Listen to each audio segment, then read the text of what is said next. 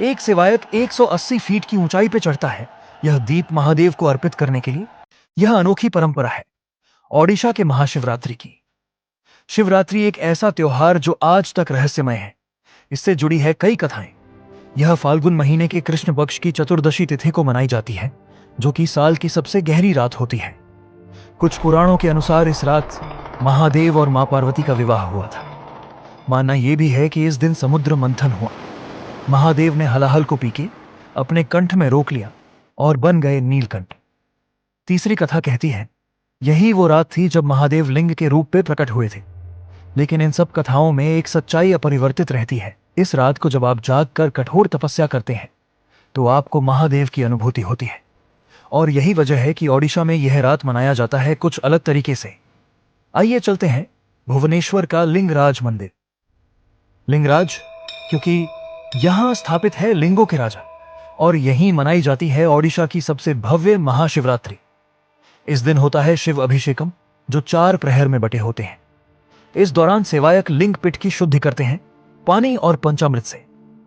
दोपहर को देखने मिलता है महादेव का स्नान भेष, और सिर्फ इसी दिन उन्हें पलाश और केतकी के फूलों से सजाया जाता है।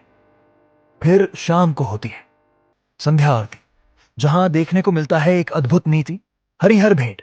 लिंगराज मंदिर में एक अनोखा रिचुअल जो भगवान विष्णु हरि और भगवान शिव हर के मिलन का प्रतीक है। और शुरू होती है बेढ़ा परिक्रमा, जिसके दौरान सेवायक मंदिर के चारों तरफ परिक्रमा करते हैं।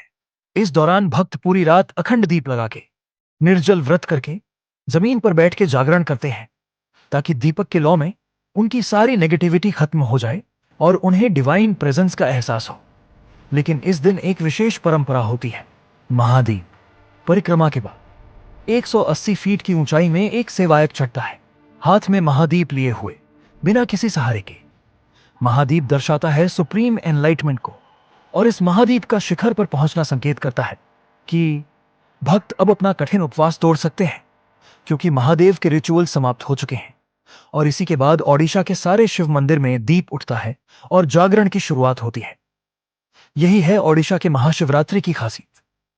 यहां त्योहार सिर्फ पूजा पाठ नहीं, विज्ञान और आस्था का संगम है। और भारत से जुड़ी ऐसी और कहानियों के लिए हमें फॉलो करें।